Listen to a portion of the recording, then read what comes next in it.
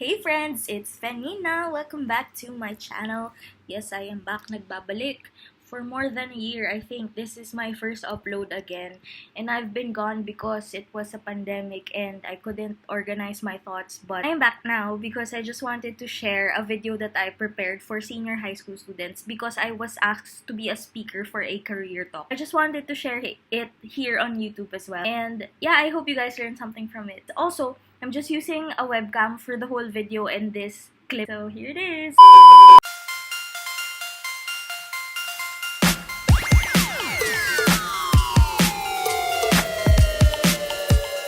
First and foremost, I would like to thank all of you for having me and for letting me speak in your career talk. It's actually my first time doing this. I'm a little bit nervous and excited at the same time. I cannot explain it. I hope you guys pick up something from my sharing. I tried to make this as light and casual as possible so that I won't get to bore you guys. And yeah, let's start. So, I prepared 4 things that I want to share with you. First thing is that note to self, everything is going to be okay. The second one is don't give up just because things are hard. The third one is sometimes we just have to go through rough times, things falling apart so better things can fall together. And the fourth one is having a career doesn't stop you from trying out new things. I'll get into more detail about these in the next slides. So, let's start. Before we start, let me tell you a little bit about me. I took up Information Systems at the De La Salle College of St. Benilde and graduated in 2014. I've been a test analyst for more than 6 years already, and Quipper is the 4th company I've worked with. But before I graduated high school, I had worries about college, and these are the things that I want to share with you guys. My first worry was my friends were not going with me, and my second worry was, am I even sure that I want to study in De La Salle College of St. Benilde? Okay, the first one, Fenina's worry number 1, my friends were not going with me, and as you can see, I'm sharing a picture of my barkada. I asked for their consent before I shared this with you guys. From left to right, that's Janine, Rachel, me, Eliza, and Roxanne. Why am I sharing this with you guys? It's because I think for most graduating students, one of their worries is that they aren't gonna be with their friends anymore, and it was one of my worries actually. But when I got into college, I really didn't notice it. My barkada didn't notice it because during your first years in college, you still have basic education. And whenever we have trouble or whenever we need help from each other, we still contact each other, we still help each other out. Of course, there's still weekends. In some colleges, you will have classes during Saturdays, but that's okay. It's mostly half day lang naman. We still see to it that we still see each other, we still bond. So, never naman naputo yung communication namin. And of course, technology nowadays, it's so easy to contact someone. Even if they're not here in the Philippines, it's easy to call someone. It's easy to video call someone actually. So, don't worry about that if that's one of your worries too. I assure to you, you won't notice it. And eventually, when you're in college, you will gain new set of friends. And these set of friends are not really replacements, but these are new set of friends and they will actually help you in your time in college. I swear, you won't notice that your friends are not there because they will always be there. So my second worry was, am I even sure that I want to study in De La Salle College of St. Benilde? Actually, to be honest with you guys, I applied also for De La Salle University but I did not get in. Just also, a little detail about that is, when I was in high school, I was choosing between 2 courses. The first course was, of course, IT because when I was growing up, I excelled in my computer subject. I always joined quiz bees and my friends would always tell me that ang galing-galing ko daw sa computer. So, siguro naisip ko na siguro something related to computer yung dapat kong kuning course. And then, I also considered organizational communication, which is also called Orcom in DLSU. Why? Because I was also into designing stuff. So, I wanted to major in something that I will eventually work with advertising agencies. So, Orcom yung kinonsider ko. But then, ayun nga, bakit ako napunta sa DLS-CSB? When I received the letter from DLSU that I did not get in, I was super sad. I will be honest with you guys, umiyak ako for days because DLSU was really my dream school. Pero after ilang days, na-receive ko din yung acceptance letter ko from DLS-CSB. So I was super happy because at least I got in I got in dun sa isa pang course na kino-consider ko. So, I was super happy. Ang tip ko lang sa inyo, if you guys start applying for colleges, is to apply for at least 2 colleges para at least may backup school kayo. Hindi naman siya parang degrading for you if you don't get in your dream college. Kasi there will always be reasons why you don't get in your dream college or you don't get into a particular school. So don't be discouraged because marami namang magiging magandang bunga even if hindi yung first plan nyo or your plan A didn't work out. So, yeah. The second quote that I want to share with you is don't give up just because things are hard. So, why? Because I tried actually quitting information systems in De La Salle College of St. Benil because programming was super hard. As what Rihanna would say, I don't want to do this anymore. Okay, ayaw natin naman. Okay, whatever. Okay, sorry. Got distracted. Programming was hard for me. I didn't really fail any programming subjects, but there was this one programming subject, I think it was Java, that I got 1.5 score or rating. In La Salle kasi, the highest is 4. So, medyo disappointing siya for me and I actually talked to my parents about it. Sabi ko, Mom, siguro mag-culinary na lang ako. It's not that I'm saying na culinary is easy because I also have a sister who took up culinary and she's a chef now. So, yay for her. But yeah, so sinabi ko sa mom ko, Mom, siguro mag-culinary na lang ako kasi nahihirapan ako sa programming. But then, my parents told me, wag daw ako ma-discourage kasi first of all, hindi naman ako nag-fail sa subject. Siguro may mga times lang talaga na hindi tayo nag-excel. And then second of all is, during my time kasi, when you Google what are the most high-paying jobs, IT was one of them. So sabi ng mommy ko, sayang naman kasi one of the highest paying jobs yan. So ituloy mo na. So ako, syempre, nakinig ako sa parents ko and I learned that there are a lot of groups kasi in IT, particularly in IS, kasi nga IS yung course ko. So in IS, we also have systems analysis and design, which is what I excelled in. Kapag sa system analysis and design, pwede ka maging project manager, pwede ka maging BA, business analyst, system analyst.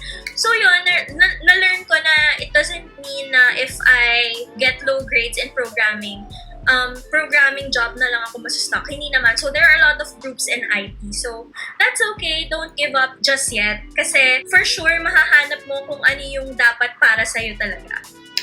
The next thing that I want to share with you is sometimes we have to go through rough times, things falling apart, so better things can fall together. Bakit? Why am I sharing this? It's because I was able to experience being laid off. So, ano ba yung being laid off? Being laid off, I got laid off due to redundancy. And for those of you who doesn't know what redundant means, it is something that is redundant, is no longer needed because its job is being done by something else or because the job is no longer necessary or useful. Grabe, ang sakit, diba? No longer necessary or useful. Ano yun? Porket hindi na ako useful, aalisin mo lang ako sa trabaho. Yun yung na-feel ko. Super sakit.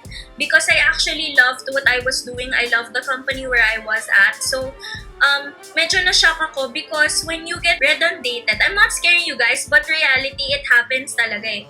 When you get redundated, tatawagan ka nila or papatawag ka nila sa office and then they would tell you na, I'm sorry, but we have counterparts. Kasi ang case sa akin, meron silang, yung company ko, in-acquire ng ibang company sa Australia. So, meron na silang sariling software testing team doon. Kailangan nilang i-let go yung Philippine branch. So, medyo na-shock ako because ang unang pumasok sa mind ko, wala na akong trabaho. But I didn't cry because I was in total shock. All of my teammates were crying, pero ako parang poker face lang talaga.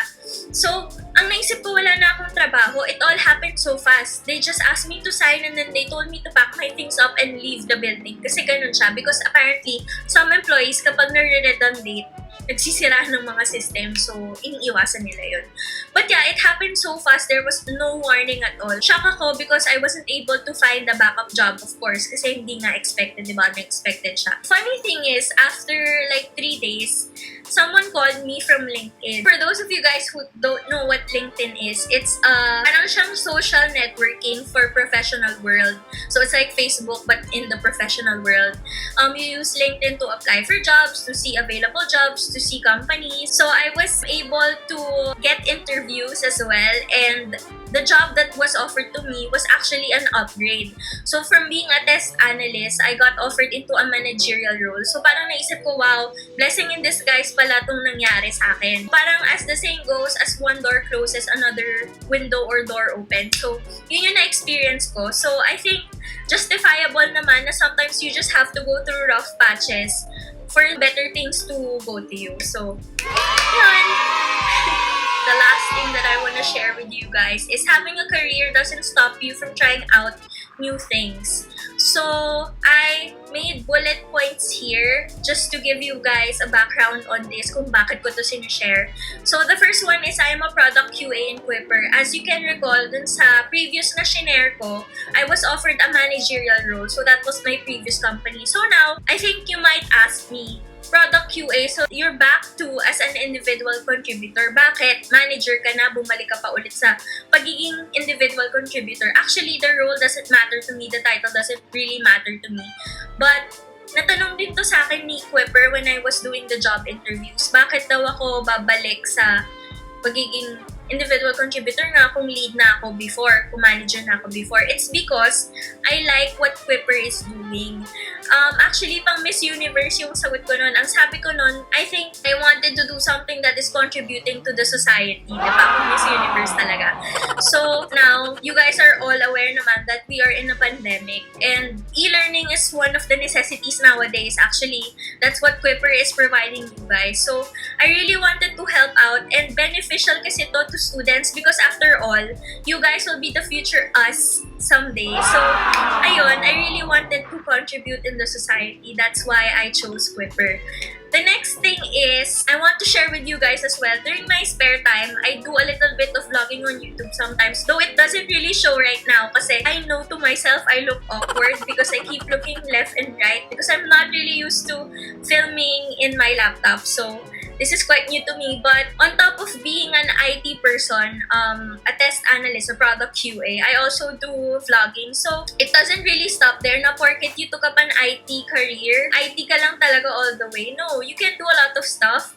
Actually, just to share with you guys, when I was a manager, I hired someone, a QA as well. She took up entrepreneurship, pero yun, nag-IT siya. All she had to do was strive to learn being a QA. After all, just to share with you guys lang din, in college, quality assurance is not taught naman. Wala siya sa subjects, hindi siya tinuturo talaga. So, all you have to do is really study and you'll learn in the process. Next thing is, I have an online business. Remember when I shared with you guys that I tried quitting information systems back then kasi nga mababa ako sa programming. So, sinabi ko na I wanted to take culinary arts because actually, one of my hobbies was baking. So, I decided na since gamay ko naman na kung anong ginagawa kong trabaho, I would like to try new things. So, I tried baking and ayun, I started an online business. So, it really doesn't stop there. So, it doesn't mean that if you pick a career, you will always be stuck in that career path. It will always be you who chooses what your path is. Those are the 4 things that I want to share with you guys. I hope you picked up something good and good luck. I'm sure all of you will excel in your careers and yeah, stay safe everyone. Thank you. Yeah. Okay, so now you've watched the career talk video. I hope you guys pick up something from it. I hope I inspired some of you or all of you. I will definitely be back on YouTube one of these days. I just need to rest a bit, but I hope you guys are all staying safe. I hope you guys are practicing the safety protocols and I hope you guys stay healthy. So that's it. Don't forget to hit the like button, subscribe to my channel if you haven't, and click the notification bell icon to get notified whenever I post something. Wow, I forgot about that now. But yeah, stay safe. Bye!